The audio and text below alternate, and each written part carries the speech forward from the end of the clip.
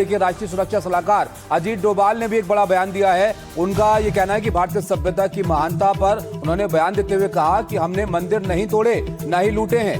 और इसके अलावा उन्होंने कहा कि लेकिन हम खतरों को पहचानने में चूके हैं। अतीत की गलतियों को लेकर भी उन्होंने बयान दिया।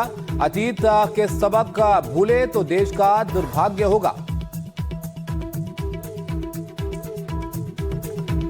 हमारी एक बड़ी विकसित सभ्यता थी।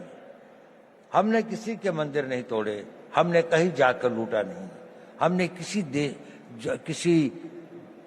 बाहर के लोगों के ऊपर आक्रमण नहीं किया, जबकि सारी दुनिया बहुत पिछड़ी थी। परंतु क्योंकि हम अपनी सुरक्षा और हम अपने आप को समझ नहीं पाए कि हम को क्या खतरे हैं, हम उनके प्रति उदासीन रहे, तो हमें इतिहास ने एक सबक सिखाया।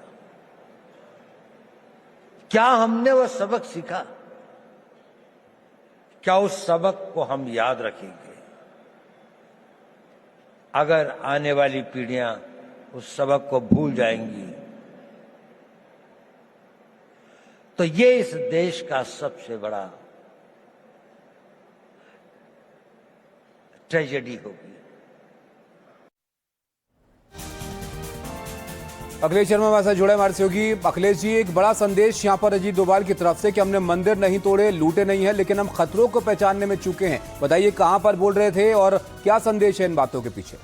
देखिए, एक ऐसे समय जबकि सोमनाथ स्वाभिमान पर्व की शुरुआत हुई है, प्रधानमंत्री नरेंद्र मोदी गुजरात पहुंच रहे हैं और अगले 3 दिनों तक गुजरात में रहेंगे और स्वाभिमान को लेकर के, सोमनाथ को लेकर के जो पूरा देश में एक तरह का जागरूकता अभियान चलाया गया, उसी संदर्भ में इसको देखा जाना चाहिए कि किस तरह से अजीत डोभाल आगाह कर रहे हैं कि जो हमारा इतिहास रहा है उससे हमें सीखने की आवश्यकता है कि 1000 साल पहले हम जो है आक्रांताओं के प्रति उदासीन रहे, आपस में एकता नहीं थी, फूट थी, और यही कारण है कि दूसरे देशों से लोग आए और उन्होंने हमारे मंदिरों को लूटा, तोड़ा और हमारी सभ्यता को नुकसान पहुंचाने का प्रयास किया। उन्होंने कहा कि हम अपने मौजूदा खतरों को समझने में विफल रहे हैं, उदासीन रहे, इसलिए हमको ये सबक मिला। आज ऐसे समय जबकि भारत होस्टाइल नेबर से घिरा हुआ है, पाकिस्तान हर दिन भारत में जो है प्रायोजित आतंकवाद फैलाता है, चीन जो है सीमा पर लगातार एक खतरे के तौर पर मौजूद है, बांग्लादेश में आंतरिक जो है अव्यवस्था फैली हुई है, अराजकता है, तो ऐसी स्थिति में भारत को सतर्क रहने की आवश्यकता है और राष्ट्रीय सुरक्षा सलाहकार अजीत डोभाल इसी ओर इशारा कर रहे हैं।